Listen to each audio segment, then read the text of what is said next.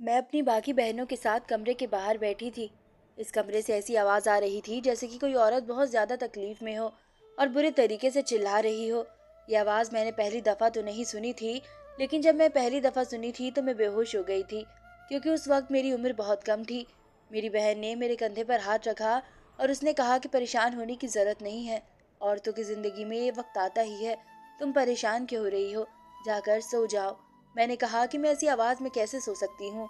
थोड़ी देर बाद दरवाज़ा खुला तो सामने का मंजर देखकर मैं क्या सारी बहनें ही हैरान हो गई थी, क्योंकि उन्होंने देखा कि वह लड़की जो बाहर आई थी उसकी दोनों टांगे।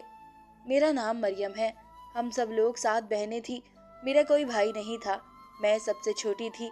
मेरे बाबा इस दुनिया में नहीं थे। हमने वो वक्त भी देखा था जब हमारे घर में सच में खाने के लिए कुछ भी नहीं था। या सिर्फ कहने की बात नहीं थी, हमारे घर में खाने के लिए एक दाना भी नहीं था। ना कोई दाल थी, ना कोई चावल।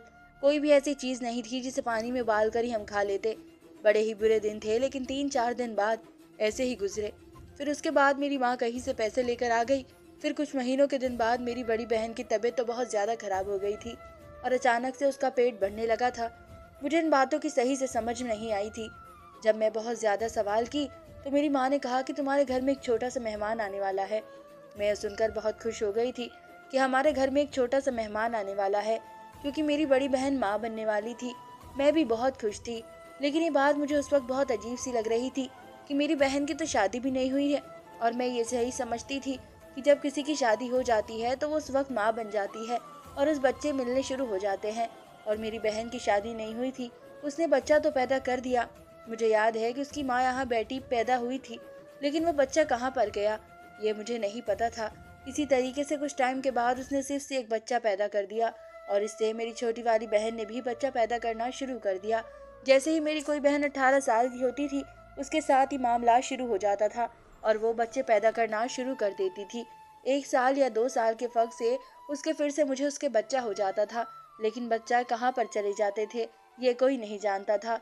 मेरी माँ से जब रिश्तेदारों ने सवाल किया तो उन्होंने कहा कि ये तो ऊपर वाले का करिश्मा है।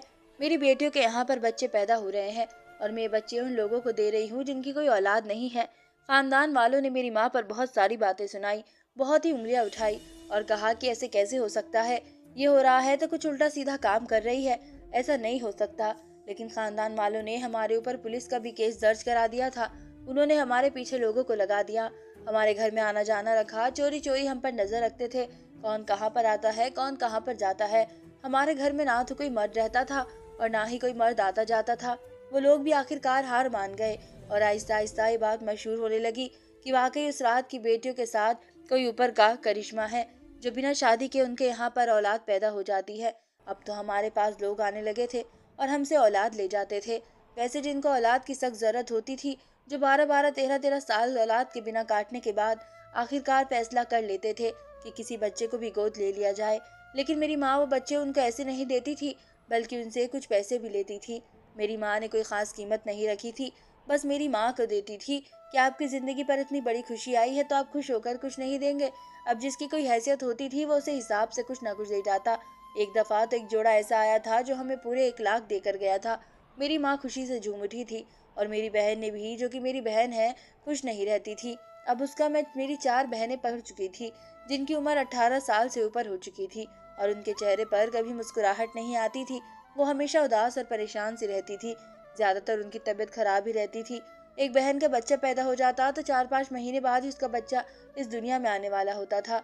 आदमी कहते थे कि ये सब इतना आसान नहीं होता, इसलिए तेरी बहनें परेशान रहती है, पता नहीं है कैसी बीमारी है। ऊपर वाले ने मेरी बेटियों को ऐसा बना कर भेजा है, अब मैं तो कुछ नहीं कर सकती। मैंने तो इलाज करवाने की बड़ी कोशिश की है, जगह जगह पर पूछा है, लेकिन इसका कोई इलाज नहीं था। ये ऐसी बीमारी है जिसका कोई भी इलाज नहीं है। दुनिया में रोज ऐसी बीमारियां निकल कर आ रही है, ये भी उन्हीं में से एक है। वक्त गुजर रहा था, मैं बड़ी हो रही थी। मेरे दिमाग में ज्यादा सवाल आते थे। मैं जानना चाहती थी कि ये सब क्या हो रहा है। एक दिन मैंने अपनी बड़ी बहन को देखा तो वो पूरे तरीके से उल्टियाँ कर रही थी। उसकी तबीयत इतनी खराब हो गई थी कि मैं बेहोश हो गई। मैंने उसे सहारा दिया और उसे मैंने कहा कि अब भी आपके साथ यही मसला है, आपकी तो जिंदगी बर्बाद हो रही है। उन्होंने कहा कि जिंदगी किसकी बर्बाद करने से बर्बाद होती है? बिना वजह से भी किसी की जिंदगी बर्बाद हुई है क्या कभी? मैंने कहा कि क्या मतलब है, ऐसा क्यों कह रही हैं आप? इन्होंने कहा कि दूर हो जाओ यहाँ से, चली जाओ इस घर से। भाग जा वरना तो तेरे साथ भी यही काम होगा। मैंने कहा कि क्या मतलब है, कैसे भाग जाऊं? मेरी बहन मुझे घर से भागने का क्यों कह रही थी? उस वक्त मेरी उम्र सिर्फ 14 साल थी। मेरा दिमाग इतना पक्का नहीं था, सर पर बाप भी नहीं था जो तबीयत करता, या इसके आश्रय पर हमारे अंदर बहुत बहादुरी पैदा होती। हमारे अंदर कुछ भी बहादुरी नहीं थी। हम हमेशा डरे से रहते थे। खानदान वाले पहले तो बातें बनाते थे, अब इस हम पर इल्जाम लगाते थे और अब कहते थे कि ऊपर वाले ने उन्हें ऐसी बीमारी में डाल दी है। लगता है इनकी माँ ने बहुत बड़ा गुनाह किया है जो इनके साथ ये सब कुछ हो रहा है। तौबा तौबा, ये औरतें तो बच्चे पैदा करने पर लगी हुई है। इस तरीके से तेरी जल्दी मर जाएगी, उनकी उम्र ही कम होती चली जाएगी। मेरी एक बहुत अच्छी दोस्त थी, लेकिन आजकल वो भी मुझसे दूर दूर रहती थी। उसने कहा कि जब तुम 18 साल की हो जाओगी तो तुम्हें भी ये बीमारी हो जाएगी, इसलिए मेरी माँ तुमसे मिलने नहीं देती है। वो कहती है पता नहीं क्या बीमारी छूने वाली हो। अगर एक औरत इतने सारे बच्चे पैदा करती है तो वो बहुत जल्दी ही मर जाती है। तुम्हारी दीदी और तुम्हारी बड़ी बहनें वक्त से पहले मर जाएगी। मैं जब ये बात सुनती तो बहुत ज़्यादा परेशान हो जाती थी, क्योंकि मुझे उनसे बहुत ज़्यादा मोहब्बत थी। क्या वह असलियत में इस दुनिया से चली जाएगी तो बहुत ज़्यादा तकलीफ में रहती थी। बच्चे घर पर ही पैदा होते थे और एक कमरे के अंदर उनको बंद कर दिया जाता था, जहाँ से चीखने चिल्लाने की आवाज़ें आती थी। कभी कभी तो ये आवाज़ें 6 से 7 घंटे तक आती रहती थी और उसके बाद वो बच्चा दुनिया में आ जाता था। मेरी बड़ी बहन के पास जब बच्चा पैदा हुआ और मैंने पहली बार ये सब कुछ देखा था तो मैं बेहोश हो गई थी और डर गई थी कि पता नहीं मेरी बहन के साथ ऐसा क्यों हो रहा है। वो बुरे तरीके से चिल्ला रही है। लेकिन अब मुझे समझ में आने लगा था कि ये सब कुछ एक कुदरत अमल है। इसमें कोई किसी के साथ जुल्म नहीं कर रहा होता, ये सब कुछ होता ही है। वो औरतें बच्चा पैदा करती हैं, पर मेरी बहनों की शक्ल को देखकर लगता था कि वे जैसे सालों से बीमार है। उनकी हालत बहुत ही अजीब सी होती। उनकी जिंदगी भी भला क्या जिंदगी थी। 4-5 महीने गुजर गए थे, वो फिर से इसी चक्कर में पड़ जाती थी। कभी उल्टियाँ करती थी, कभी उनका खाने पीने का दिल करता, कभी उनके पेट में दर्द होता, कभी कुछ होने का दिल, कभी खाने का नहीं करता, कभी दिल मचल जाता था, कभी वजन कम हो जाता था। फिर आखिर में जो दर्द होता था वो तो सबसे ज्यादा अजीब सा था। मेरी भी उम्र बढ़ती जा रही थी और मैं 18 साल की होने वाली थी। मैं बाकी सबसे ज्यादा बहनों से खूबसूरत थी, क्योंकि अब उनका हुस्न ढल चुका था। उन सब ने बच्चे पैदा किए थे और मैं उन सब के सामने बहुत ही ज्यादा जवान और खूबसूरत लगती थी। मेरी माँ मेरी रोज नजर उतारती थी और कहती थी कि सारी बहनों में से मेरी मरियम ही बहुत प्यारी है। जैसे जैसे मैं बड़ी हो रही थी मेरी अकल भी खुलने लगी थी। मेरे पास कोई फोन तो नहीं था, मगर एक ही फोन था जो मेरी माँ के पास था। लेकिन कभी कभी वो फोन उठा लेती और किसी तरीके से भी मैं ये सर्च करने की कोशिश करती रहती कि क्या वाकई में कोई ऐसी बीमारी होती है। दरअसल हम गांव में रहते थे और ये गांव उस वक्त तकरीबन 50 साल पीछे चल रहा था। यहाँ के लोग बहुत ही पुराने ख्यालातों के थे। उनको तो किसी बात का पता ही नहीं था। गांव से ऐसी कोई खबर आ जाती थी कि कोई नई चीज मिली है तो वैसे हैरान हो जाते थे, जैसे कि कोई चीज नहीं, कोई एलियन उतर आया हो। लेकिन मुझे ठीक से पता नहीं था कि ये सब कुछ कहाँ तक चलेगा, इसलिए मुझे कोई जवाब नहीं मिलता था। अगर इंटरनेट पर कोई चीज़ सर्च करनी हो तो इसका क्या तरीका होता है।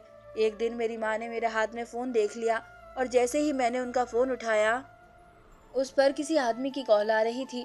मैं हैरान थी कि मेरी माँ को किस आदमी की कॉल आ रही है। उनका किसी आदमी से क्या वास्ता है। वह तो सीना ठोक कर कहती थी कि हमारे घर में ना तो कोई मर्द आता है न जाता है, और ये सारी बात खानदान वाले मानते थे और इस बात पर राजी भी थे कि हमारा किसी मर्द के साथ कोई रिश्ता नहीं था।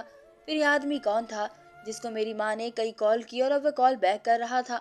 मेरी माँ ने मेरे हाथ से फ़ोन ले लिया और कहा कि तुझे कितनी बार मना कहा रहा है कि मेरा फ़ोन इस्तेमाल मत किया कर, तुझे शर्म नहीं आती है। क्या काम है तेरा इस फोन से? कोई काम नहीं है फोन के साथ। जा जाकर अपने मुंह पर एक लेप लगा जो मैंने तेरे लिए बनाया है। मैंने कहा है कि मैं थक गई हूँ। लेप लगाकर मेरी माँ ने कहा कि तुझे बहुत ज्यादा खूबसूरत बनना है। खूबसूरत होने से थक गई है तू? पागल है। खूबसूरत औरत की बहुत ज्यादा फायदे होते हैं। मैंने कहा कि हाँ हाँ मुझे पता है जो फायदा होता है। एक औरत की जिंदगी में कभी कोई फायदा नहीं होता। मैं जवान हो जाऊंगी, बड़ी हो जाऊंगी, मुझे भी वही होने वाली बीमारी हो जाएगी जो मेरी माँ की 6 बहनों को है। फिर खूबसूरत होने से क्या फ़ायदा है। मुझे तो बाबा की बहनों की तरह ही बच्चे पैदा करना है। मेरी माँ ने मेरा सर पकड़ लिया और कहा कि मैं इस लड़कियों को कैसे समझाऊं। बस तू अपने आप को खूबसूरत बना कर रखा कर। तू सबसे ज़्यादा खूबसूरत है, तेरी खूबसूरती को बरकरार रहना चाहिए। पागल तो खुद क्यों नहीं सोचती कि तेरी माँ की सारी बहनें अच्छी शक्ल की मालिक नहीं है, और फिर तू इतनी खूबसूरत क्यों है। अगर तुझे ऊपर वाले ने खूबसूरत दिया तो किसी वजह से ही दी होगी ना। मैं खामोश हो गई और मैं अपनी माँ के कहने पर चलने लगी। एक दिन मेरी बहनें मुझे बहुत ही प्यार से देख रही थी।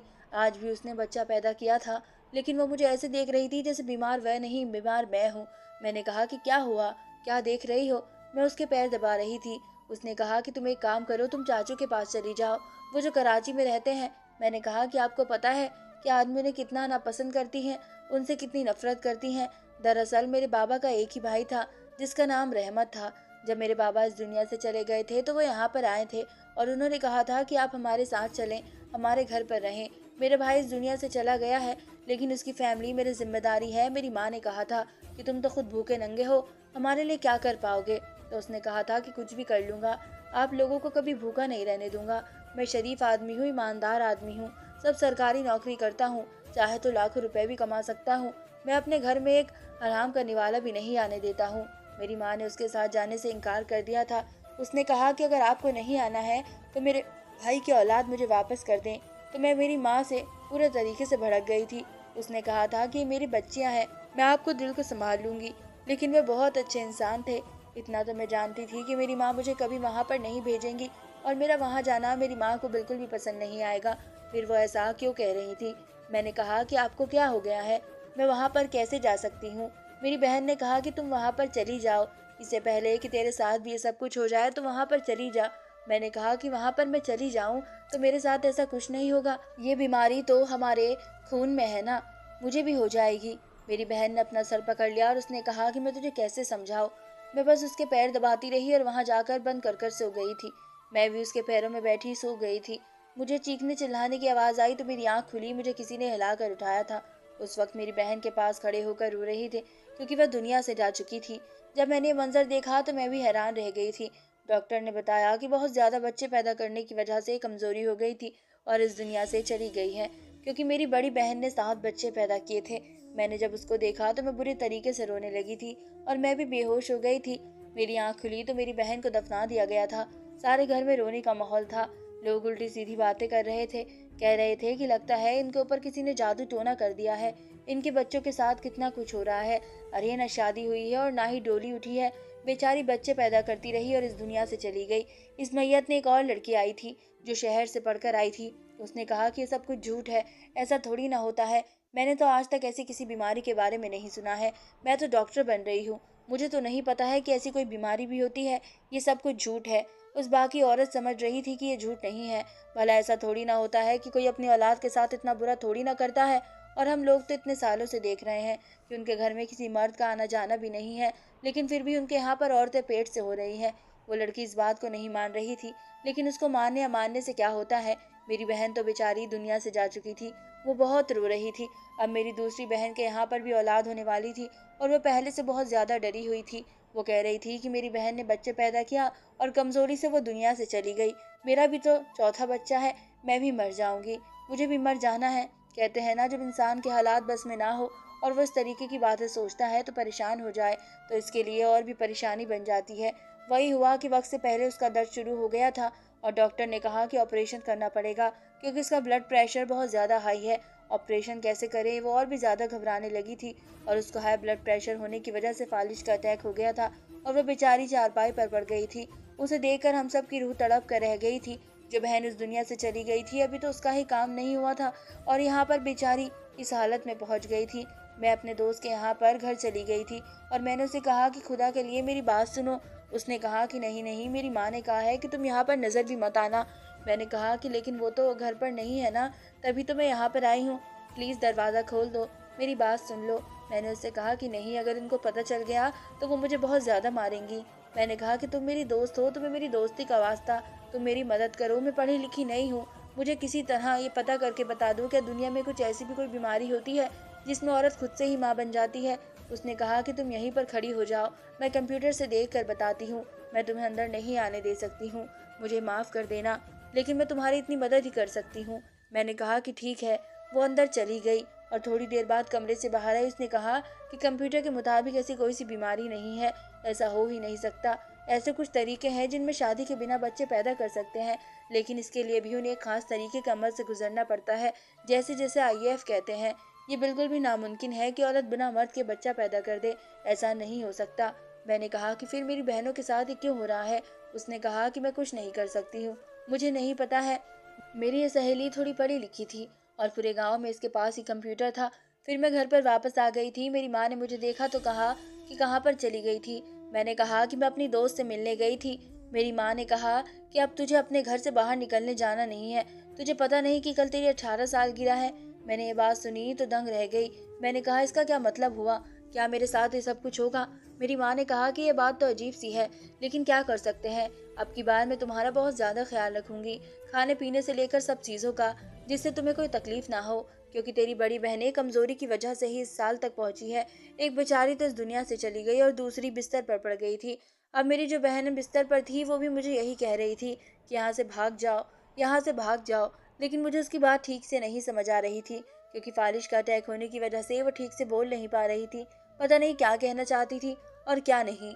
मेरी माँ ने मुझे कहा था कि 18 साल की हो गई है, मेरे साथ कभी भी ये हो सकता है। मैं ऊपर वाले से दुआ कर रही थी कि ऐसा ना हो। रात हुई तो मैं अपने कमरे में जाकर सो गई थी, लेकिन जैसे ही लाइट ऑफ हुई मुझे ऐसा लगा कि मेरे कमरे में मैं अकेली नहीं हूँ, बल्कि कमरे में एक और आदमी है। मुझे लगा कि मेरी कोई बहन होगी जो मेरे कमरे में आई होगी, क्योंकि मेरी एक बहन थी जो कि बहुत ज़्यादा डरती थी। उसे रात को अकेले नींद नहीं आती थी। पहले मैं उसके साथ सोती थी, लेकिन आज मुझे मेरी माँ ने कहा था कि अब तुम बड़ी हो गई हो, इसलिए तुम्हें अब अलग कमरे में सोना होगा। और मैं अलग कमरे में सो रही थी। मैंने कहा कि तुम हो क्यों, लेकिन जैसे ही वो मेरे पास आई मुझे कुछ अजीब सा महसूस होने लगा था। मुझे उसका साया और उसकी बॉडी बहुत अलग सी चौड़ी सी नजर आ रही थी। वो तो दुबली पतली सी थी, इसका मतलब वो यहाँ नहीं थी। मैं आगे बढ़ने लगी, किसी ने मुझे पूरी तरीके से खींच लिया। ये हाथ किसी औरत के नहीं। मैं चीखने चिल्लाने के लिए दरवाज़ा खोला तो किसी ने मेरे मुंह पर हाथ रख दिया था। सुबह हुई तो सारी बहनों ने एक अजीब सा मंजर देखा था। मैंने और मेरी माँ को उस कमरे में बंद कर दिया था और दरवाजे के आगे इतना सारा सामान रख दिया था कि वो बाहर ना निकल सके। मैं घर की तिजोरी तोड़ दी थी और उसके अंदर से सारे पैसे निकाल दिए थे। मेरी बहनों ने जब ये मंजर देखा तो वह हैरान रह गई थी और कहने लगी थी, क्या कर रही हो? तुमने माँ को कमरे में क्यों बंद कर दिया? मैंने कहा कि हम माँ को कमरे में बंद नहीं किया है, एक शैतान को बंद किया है। मेरी हालत बुरी थी। मेरे बाल बिखरे हुए थे और मेरे चेहरे पर जख्मों के निशान थे। मैंने कहा कि हम में से किसी को भी कोई बीमारी नहीं है। हमारी अपनी माँ हमें बेच रही है, हमारा सौदा कर रही है। सारी बहनों का मुंह बंद किया था। हमारी माँ ने सारी बहनों का मुंह बंद कर दिया था। उनसे कस्में लेती थी, वादे किए थे, उनको डराया था, धमकाया था। कहा था कि जान से मार देंगे। कहा था कि तुम लोगों ने किसी को हकीकत बताई तो वो तुम्हें मार देंगे। बेचारी अपनी माँ की हिफाजत करते करते इस हाल तक पहुँच गई थी, इस दुनिया से चली गई थी। ये औरत हम सबको बेच रही है और हमारे से पैदा होने वाली औलाद को भी बेच रही है। हमें अकेले कमरे में इसलिए भेजती है ताकि फिर से इस कमरे में किसी को भी और को भेज सके। रात को कोई मेरे कमरे में आया था। मेरे साथ जो बुरा हुआ वो हो गया, लेकिन मैं दोबारा नहीं होने दूंगी और अब तुम लोग भी नहीं करोगी। मेरी सारी बहनों को ये बात पता ही नहीं थी, लेकिन वो खामोश थी। उनको न जाने किस बात से डराया गया था और अब मैं उनको कहा था कि अब मैं उनके साथ हूँ और उनको मेरा साथ देना होगा। मैंने उनसे कहा कि उनको मेरा साथ ज़रूर देना होगा। हम सब मिलकर पुलिस के पास चले गए। मेरी माँ चिल्लाती रही कि ऐसे तो हम सब फंस जाएंगे। तो मैं अपनी माँ को पलट कर कहा कि फंसे तो शाम से पहले ही हुए थे, आज तो आज़ाद होंगे। मैं पुलिस को जाकर सब कुछ बता दिया, कैसे बड़ा अजीब से मुजरिम भी हमसे और तवायफ खाना चलाने का पर्चा परित हो सकता था। लेकिन पुलिस वालों ने हमारी बात समझी और हमारी मदद करने का वादा किया। उसने कहा कि आप अपनी माँ के गुनाह पर पर्दा मत डालो और अपनी माँ को माफ़ कर दो और उनसे कहो कि दूर चली जाए। अगर आप लोग पुलिस की मदद मांगोगे तो खुद ही फंस जाओगे। हमने ऐसा ही किया। हमने अपनी माँ को उसके हाल पर छोड़ दिया और खुद रहमत चाचू के पास चले गए। उनको बस इतना ही बताया कि हमारी दो बहनें इस दुनिया से जा चुकी हैं, क्योंकि जिसको फालिश का अटैक हुआ था वो मेरी बहन भी मर गई थी और उन्होंने हम दोनों को घर पर स्वीकार कर लिया था। अब हम लोग उनके घर पर ही रहते थे और हमने उन्हें कहा कि हम घर में ही कोई कारोबार शुरू करना चाहते हैं। हम कराची बड़ी मुश्किल से पहुंचे। मेरी माँ ने पीछे से फ़ोन किया और वह हमें लेने के लिए भी आई थी, लेकिन हमने उनके पास जाने से इनकार कर दिया था और कहा था कि और क्या नहीं करते, लेकिन हम उनके पास वापस नहीं जाना चाहते थे। हम तो हैरान हैं कि कोई अपनी माँ औलाद के साथ ये सब कुछ कैसे कर सकती है। अब अकेली रहती हैं वो, पता नहीं क्या करती हैं और क्या नहीं करती। अब सोचती हैं कि कोई माँ अपनी सगी औलाद के साथ ऐसा कैसे कर सकती है। ऊपर वाला हम सबको माफ़ कर दे। उम्मीद करती हूँ कि आपको हमारी कहानी अच्छी लगेगी। धन्यवाद।